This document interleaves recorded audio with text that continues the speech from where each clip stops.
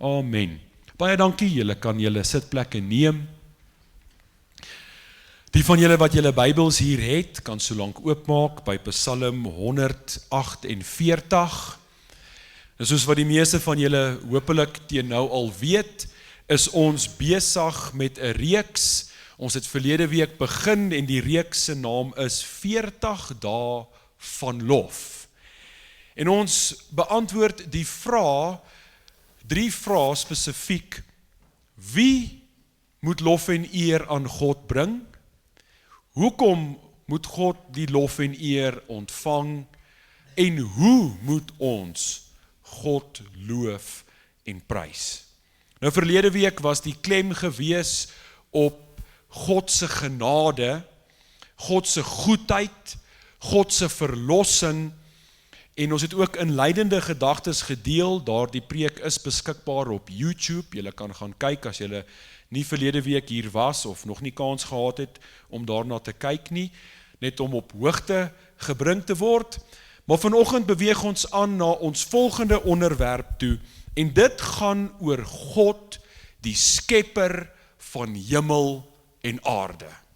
Ons loof God en ons prys God omdat hy die skepper van hemel en aarde is. Hy is die een wat alles wat bestaan gemaak het. Amen. Nou vir vanoggend gaan ons na 3 goedjies kyk. Die eerste ding is die selfopenbaring van God. Die tweede is, wat maak die skepping aangaande God bekend? En dan die derde ding gaan ons poog om 'n paar leuns rondom die Bybelse skepingsverhaal te weerlê. En dit is belangrik om ook oor daardie dinge te praat. Liewe broer en suster, kom ons lees saam Psalm 148. Halleluja! Loof die Here uit die hemele. Loof hom in die hoogtes. Loof hom al sy engele. Loof hom al sy leerskare. Loof hom son en maan. Loof hom alle ligtende sterre. Loof hom hoogste hemele en waters wat bo die hemele is. Laat hulle die naam van die Here loof, want hy het bevel gegee en hulle is geskape. En hy het hulle in stand gehou vir altyd, vir ewig. Hy het 'n wet gegee wat geen een oortree nie.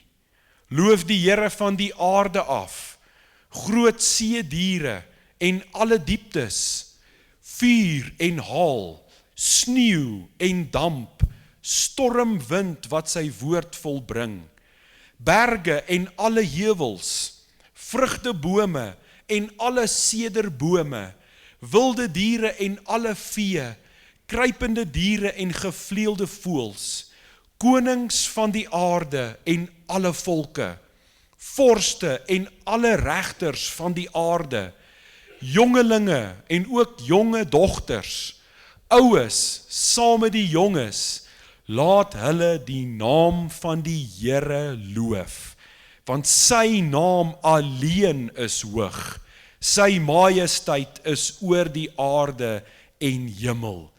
En hy het 'n horing vir sy volk verhef, 'n roem vir al sy gunsgenote, vir die kinders van Israel, die volk wat naby hom is.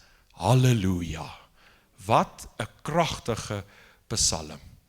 Broer en suster, die enigste rede hoekom ek en jy vir God kan ken, is omdat God in sy grootheid en deur sy genade bepaal het en besluit het om homself aan my en jou bekend te maak.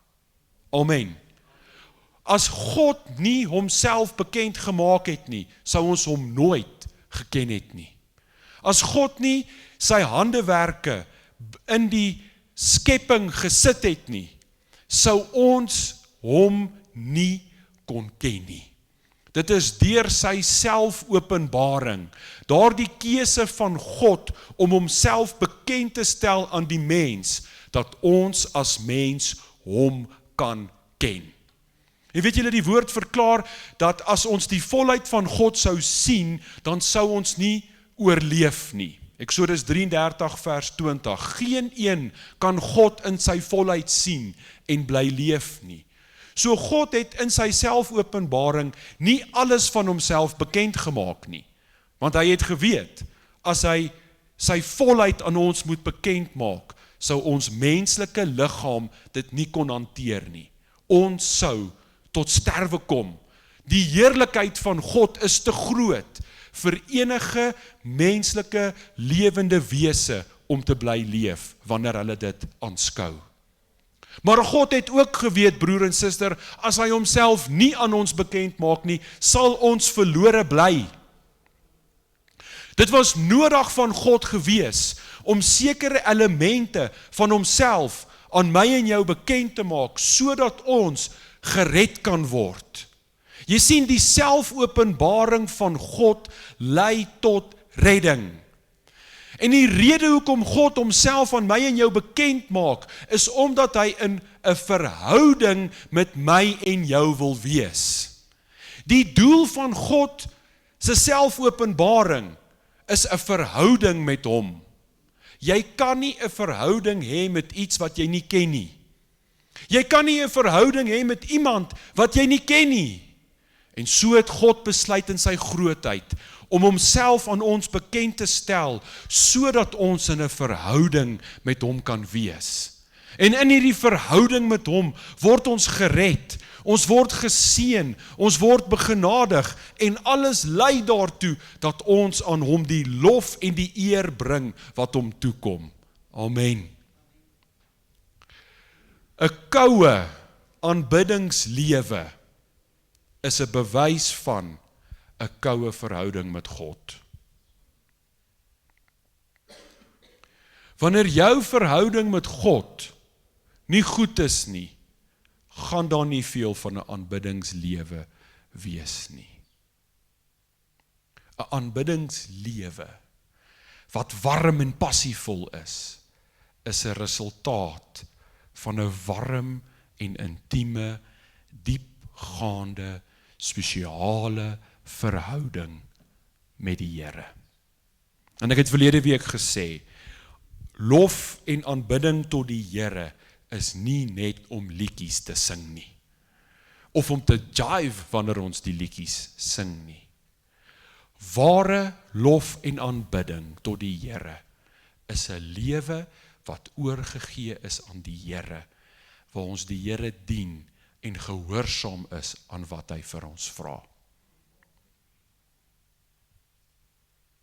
God maak homself aan ons bekend, sodat ons in so 'n tipe verhouding met hom kan wees, waar ons lewe vir hom neerlê, aan hom toegewyd is en gehoorsaam is aan hom. Dit is seker die hoogtepunt van lof en aanbidding tot die Here. En ons kan nie op daardie plek kom as ons nie die Here ken nie. En daarom het ons nodig om ook van ons kant af te werk aan ons verhouding met die Here. Alhoewel hy homself aan ons beskikbaar stel, het ons ook nodig om van ons kant af toegewyd tot hom te lewe. Hoe maak God homself bekend? Wat is die selfopenbaring van God? Wel, God kan kies om homself bekend te maak aan ons, hoe ook al hy wil. Ons kan nie sê dit is net daardie dinge of net daardie dinge nie. God kan homself bekend maak aan ons, soos hy kies om homself bekend te maak. Maar daar is 'n paar primêre dinge wat ons vanuit die Bybel uit kan haal, wat vir ons wys wat God gebruik om homself bekend te maak. En die eerste daarvan is seker die belangrikste of die hoofmanier wat God gekies het om homself bekend te maak, en dit is deur sy woord. God maak homself aan ons bekend in en deur die bladsye van die Bybel. As jy God wil leer ken, wandel in die woord. Jy gaan hom ontdek in die bladsye van die Bybel. Nog iets wat God gebruik om homself aan ons bekend te maak, is die Heilige Gees. Die werking, die kragtige werking van die Heilige Gees in ons lewe. God maak homself bekend deur die Heilige Gees. En na mate ons groei in ons verhouding met die Heilige Gees, sal ons ook groei in die kennis van God.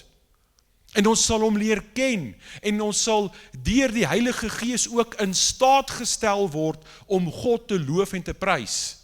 Want sê die skrif nie ook vir ons nie, wanneer ons nie weet hoe om te bid nie, dan kom die Heilige Gees, en hy staan ons by, en hy tree namens die wil van die Vader vir ons in by die Vader. Hy help ons om te bid, hy help ons om te loof, hy maak aan ons dinge bekend, wat ons nie voorheen geweet het nie. Jesus praat van die Heilige Gees en hy sê, die Heilige Gees is die leermeester. Hy sal julle leer aangaande die waarheid.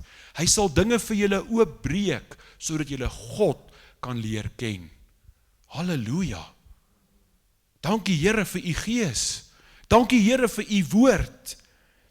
Nog iets wat die Here gebruik om homself mee bekend te maak, is natuurlik sy liggaam hier op aarde. Die kerk. Die gelowiges. As mense kom getuig oor wat die Here vir hulle gedoen het. As mense kom vertel van die wonderlike dinge wat die Here in hulle lewe gedoen het, of wat hulle van hom ontdek het vanuit die skrif, dan is dit ook tot stigting van ons wat dit hoor.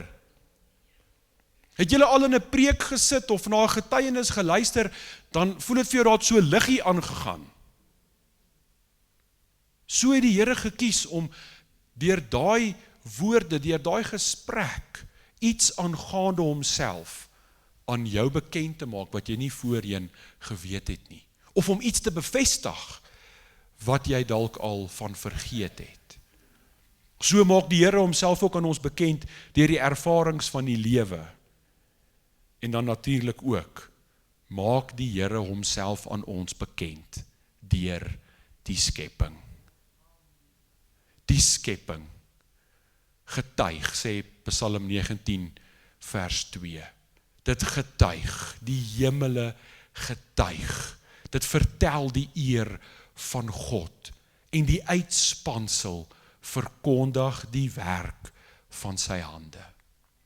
Wanneer ons kyk na die natuur en die wonder van die natuur, die seisoene, die riviere, die berge, die see, die diere op die land, die visse in die see, die voëls in die lug. Wanneer ons kyk na die mens, hoe 'n babietjie vorm in 'n moeder skoot, dit is ontzagwekkend. Dit stem ons tot lof en eer van ons skepping. Die gedruis van baie waters, dit doen iets in 'n mens, wanneer jy dit sien, wanneer jy dit hoor. 'n Pragtige sonsopkoms of sonsak, wat lyk soos 'n meester skilderaar, wat is die regte woord, kunstenaar, wat dit geskilder het. En geen foon of kamera, maak nie saak hoe goed daai lens is, kan daai prentjie vasvang nie. Geen menslike persoon wat dit verf op 'n canvas, kan die ware prentjie vasvang nie.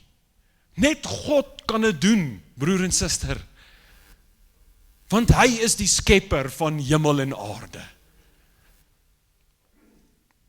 Wat maak die skepping van God aan ons bekend oor God?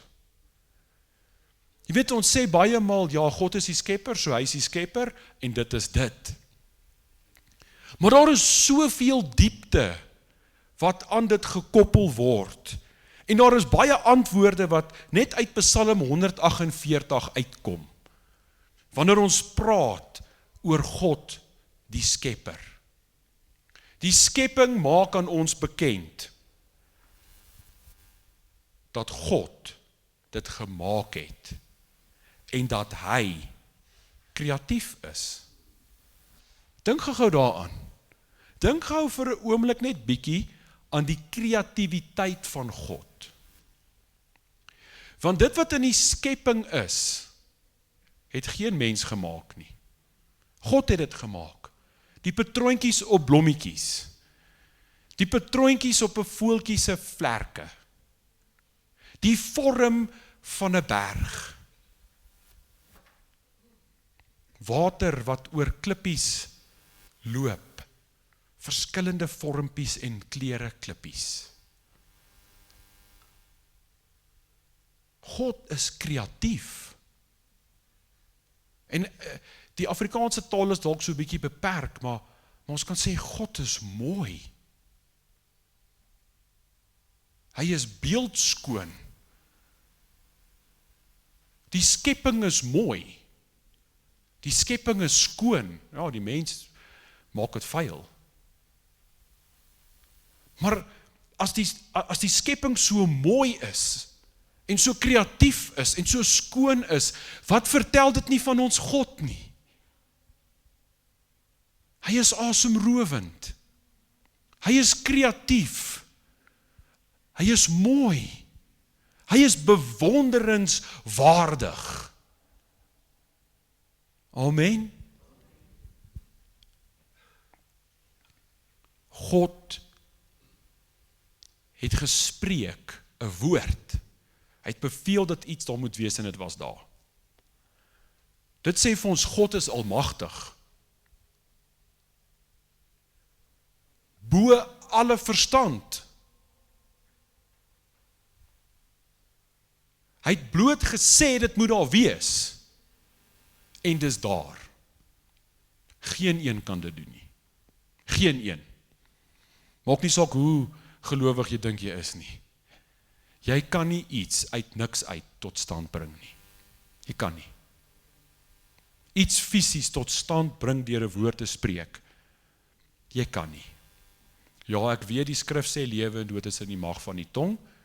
Dit is wat Salomo sê, maar hy sê ook, julle wat dit gebruik sal die vrugte daarvan eet. Daar is krag in woorde, daar is krag in wat ons sê, maar ek en jy het nie dieselfde skepingskrag as wat God het nie. Daai vermoë en daai voorreg is net vir een gereserveer, en dit is die God wat ek en jy aanbid.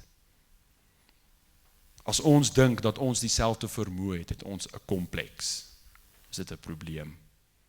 Ons wil dan soos God wees en ons moet versigtig wees dat ons nie val vir die oerversoeking van Satan wat vir die mense gesê het, julle sal soos God wees nie. Daar is sommige karaktereienskappe van God wat aan ons meegedeel word en sommiges word nie. En een daarvan is sy almag. Ons is nie almagtig nie. Ons is beperkte wesens. Inteendeel, hy het ons minder gemaak as engele. Maar hy het ons laat heers oor die skepping en dis 'n wonderlike voorreg. Wat maak die skepping nog aan ons bekend van God? God is 'n wonderwerker. Want is deur wonderwerke wat hy geskape het. As jy dink aan hy beveel iets wat nie daar is nie en is daar. Dis 'n wonderwerk. God is die werker van wonders. Hy is soewerein. Hy kan maak net soos hy wil. Niemand het vir hom gesê hoe hy moet skape nie. Niemand het vir hom gesê wat hy moet gebruik nie. Hy het dit gedoen soos wat hy goed gedink het. Geen een het vir hom 'n boek gegee waar volgens hy dit moes doen nie. Hy het self besluit. As die skepper van hemel en aarde heers hy ook oor die aarde. En hy is die heerser. Hy is die koning oor alles wat bestaan. Ons eer hom as ons koning. Hy heers oor ons. Hy het alles gemaak, hy heers oor alles, maar hy dra ook alles. Hy hou alles in stand. Kyk na vers 6, Psalm 148 vers 6, en hy het hulle in stand gehou vir ewig. Dan sê die versie ook verder, hy het 'n wet gegee, wat geen een oortree nie. As jy na die skepping gaan kyk en dit diep ontleed, gaan jy sien daar's natuurwette. Dinge wat in plek is, wat nie verander kan word nie. Die see spoel uit en hy trek terug. Hy spoel uit en hy trek terug. Vir ewig spoel hy uit en hy trek terug. Dit sal nooit verander nie. Seisoene gaan oor van die een seisoen na die ander een. God het dit in plek gestel. Dit word nie verander nie. Swaartekrag. Waar is my pen? Ek kan nie my foon gebruik nie. Hier is my zambak.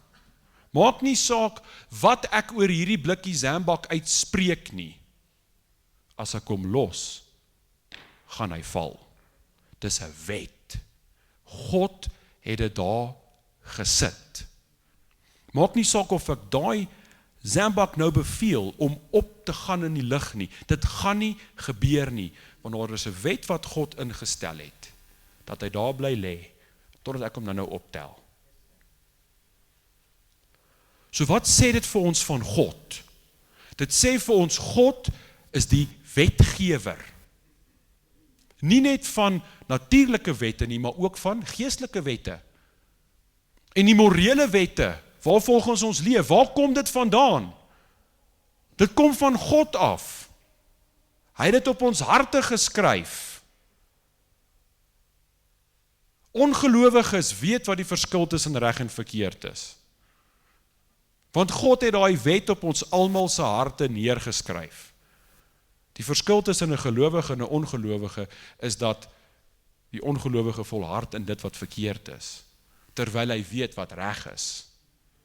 Want sy gewete sal hom aankla, want God het dit daar gesit. So omdat God die skepper is en die wetgewer is, maak dit hom ook die regter. Hy mag oordeel. En omdat hy die regverdige regter is wat mag oordeel, is hy ook die een wat mag beloon en straf. En daarom is hy ook die verwoester, en ons hou nie daarvan om dit te hoor nie. Wie het die vloed van Noag beveel? En wie gaan die aarde verwoes aan die einde? Net een kan, die een wat dit gemaak het. Ons hou nie daarvan om van hierdie goed te hoor nie. Maar dis die waarheid van God se woord. Maar weet julle wat so ook wonderlik? Net soos wat God die verwoester is hy ook die herskepper. Is hy ook die een wat alles nuut maak. Hy sê daar sal 'n nuwe Jerusalem wees. 'n Nuwe aarde. Die ou dinge gaan alles verbygaan, maar daar sal 'n nuwe hemel, 'n nuwe aarde en 'n nuwe Jerusalem wees. En weet julle, so sien ons ook hierdie werk van God, nie net in die natuur nie, maar ook in die lewe van mense. God skep ons in sy beeld en gelykenis. Amen. Ons is die imago Dei, wat beteken die beelddraer van God. Besef jy dit vandag? Jy is 'n beelddraer van God. God het ons geskep, maar ook, hy is die een wat ons moes oordeel weens ons sonde.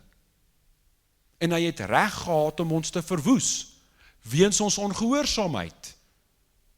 Maar in Christus, halleluja, herskep hy ons. Maak hy ons nuut, en gee hy vir ons die ewige lewe, en breek hy die vloek van die dood oor ons lewe. Prys die Here daarvoor. Amen. Hy maak ons nuut. Nou kan jy sê, joh, al hierdie goed wat jy uithaal uit die skepingsverhaal uit. Ja. Amen. Dit is ook hoekom die skepingsverhaal onder groot aanval vandag is. Want as hulle kan uithaal dat God die skepper is, dan vat jy sy almag weg. Jy vat die kreatiwiteit weg. Jy vat sy koningskap weg, sy soewereiniteit. Jy vat die wet weg. Jy vat sy regterskap weg. Jy vat herskepping weg. Jy vat eintlik hoop weg. Een van die mees godslasterlike dinge wat nog ooit geformuleer is daardie ding wat sê, dat alles wat vandag bestaan, is uit blote toeval. Dit het begin by 'n oerknal, en deur middel van evolusie, wat 'n doellose, onbegeleide proses is van verandering en verbygaan en verbetering, en wat op pad is nêrens heen, dit is hoe alles tot stand gekom het. Broer en suster, julle is welkom om van my te verskil vandag, maar hoor wat ek sê, het is Gods lasterlik om te sê, God het nie geskape nie. Want dan is jy besig om iets wat aan God behoort, van hom al weg te vat. Wat nog meer godslasterlik is om te sê, God het geskep deur evolusie. Dis godslasterlik. Want nou is jy besig om iets toe te skryf aan God, wat nie aan hom behoort nie. Jy is besig om te sê, God het ander dinge nodig gehad, om te kon skep. Deur dit te doen, vat jy Darwin se evolusieteorie, wat in 1850 geformuleer is, en jy druk dit in die Bybel in. En ek weet hierdie is kontroversieel in vandag se tyd. Maar dit is nodig dat die kerk standpunt inneem, want die wêreld het klaar standpunt ingeneem en gesê, ons is teen God. Maar ons as die kerk is vir God.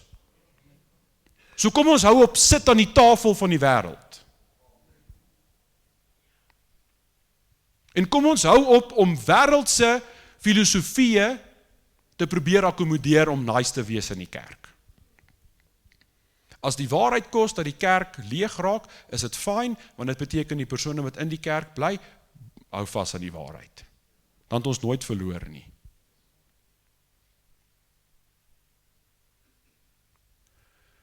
My vraag aan evolusieteorieë mense is,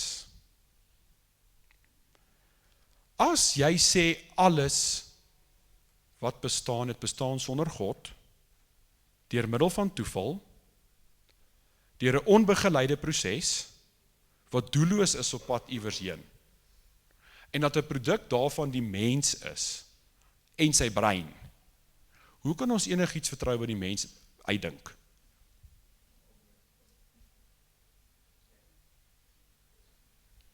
As evolusie gaan oor survival of the fittest, dan miskien gaan ons eendag nie meer die fittest wees nie, so jy kan nie vertrou wat jy voortbring nie.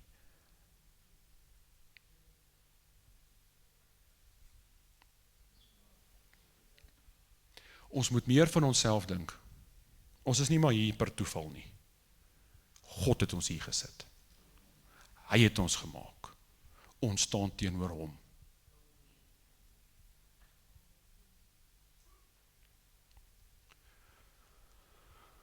Okay. Genesis 1, vers 1 tot 5.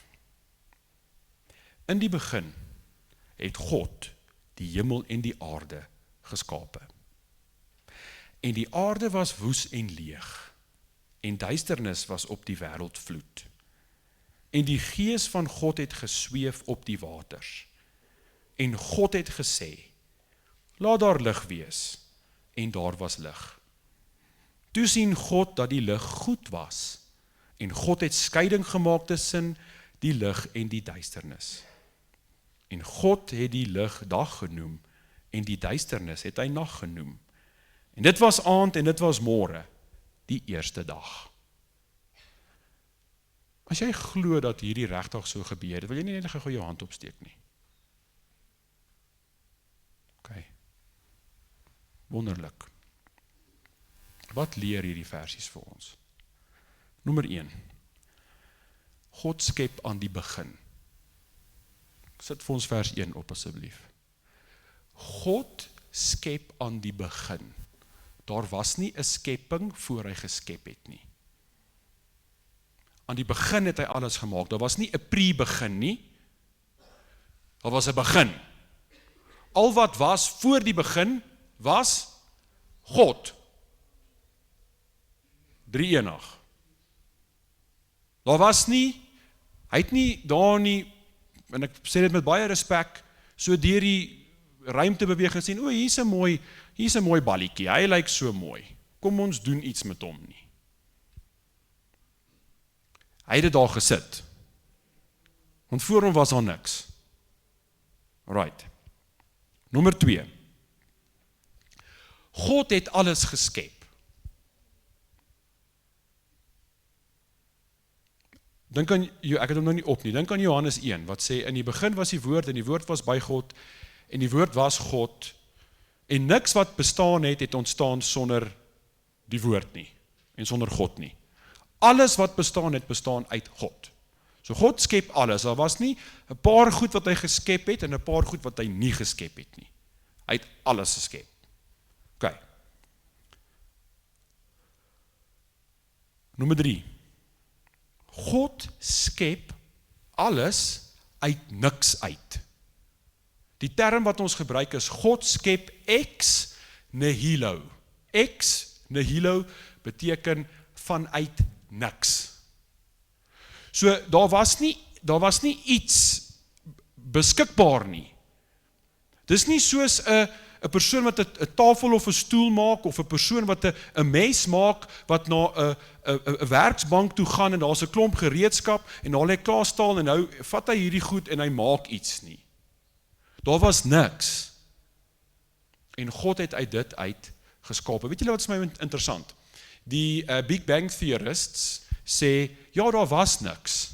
Daar was net so een bolletjie stof en goedjies wat so op een sentrale punt in die heelal, en toe het iets gebeur, en toe ontplof dit. So ja, daar was op 'n tyd iewers niks. Dis hulle storie.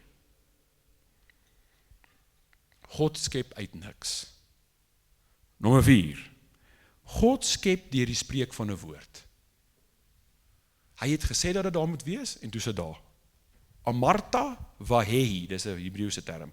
God het gespreek, en dit was so. So God skep wonderbaarlik, God is almagtig. Volgende een, alles wat God skep, is goed.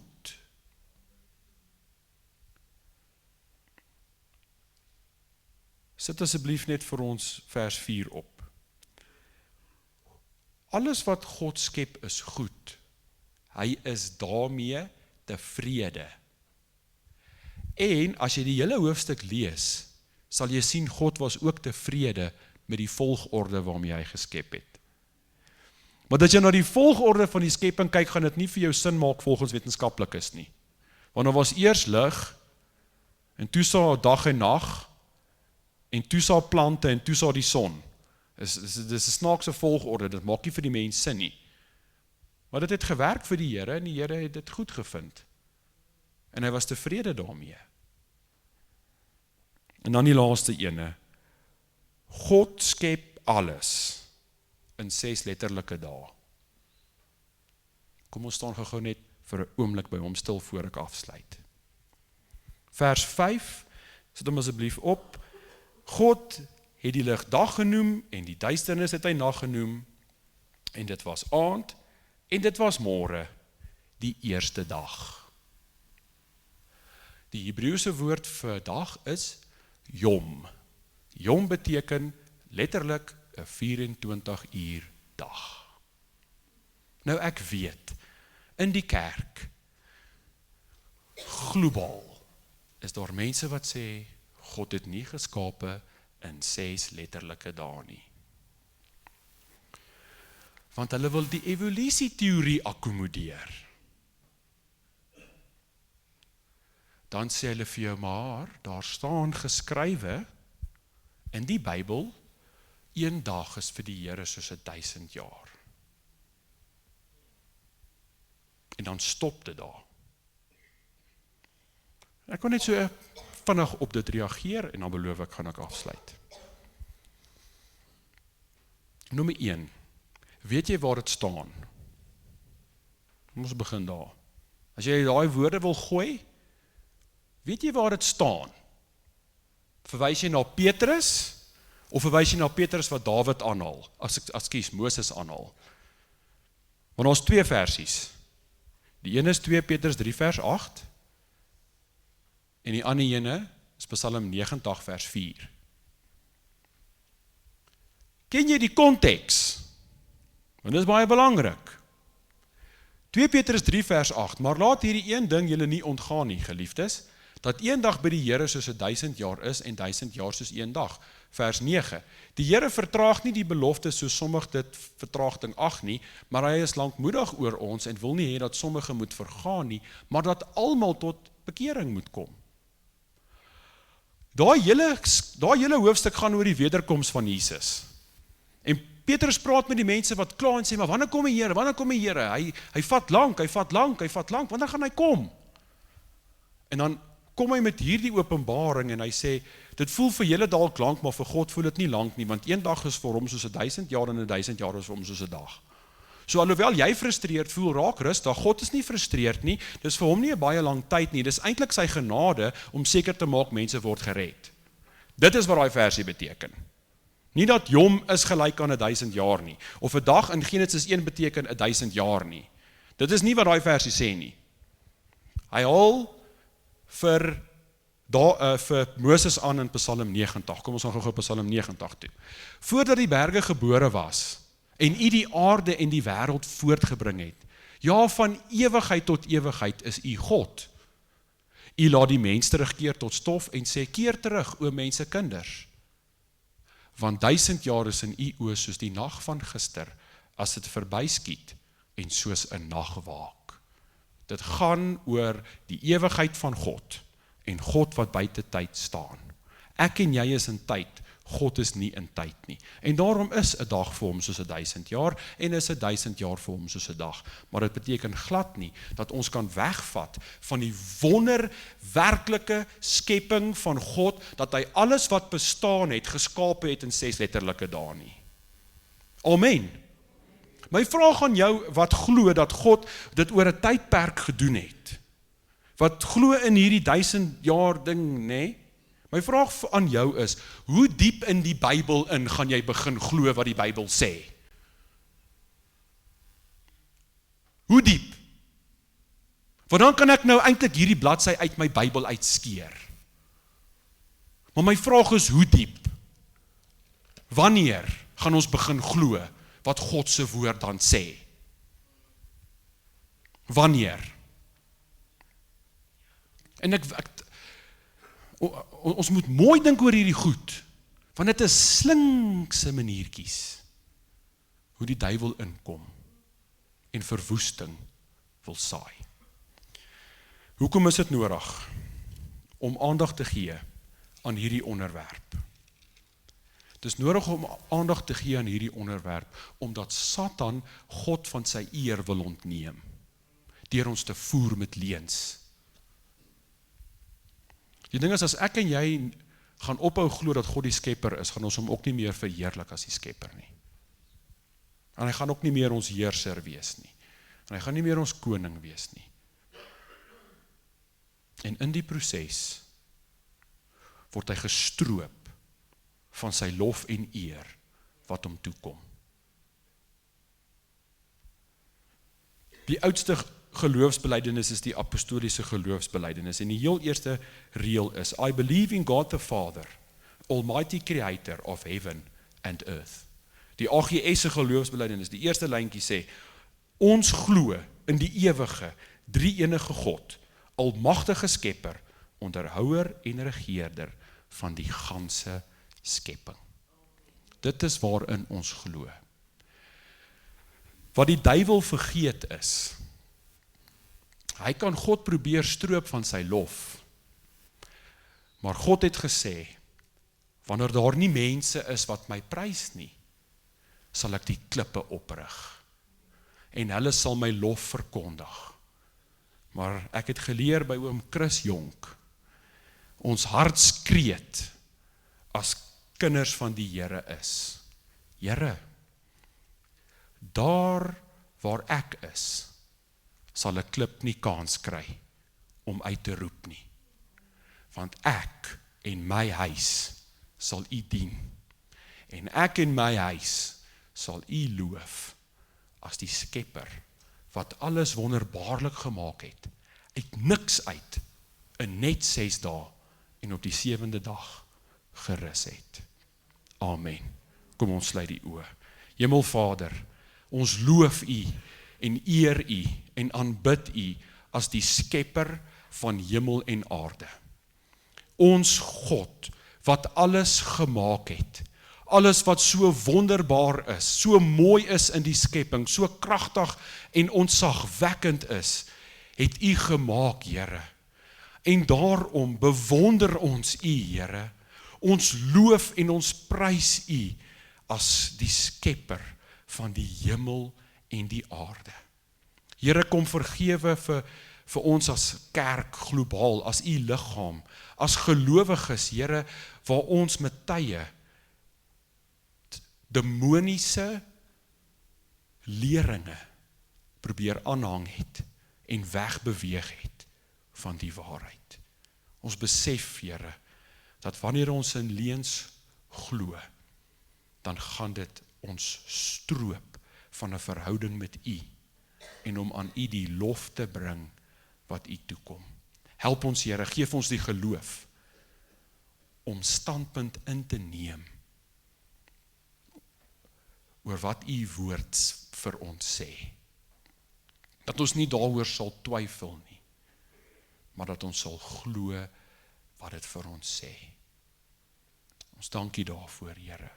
En ek bid dat U Gees ook die naprediker van hierdie woord sal wees. In Jesus naam. Amen.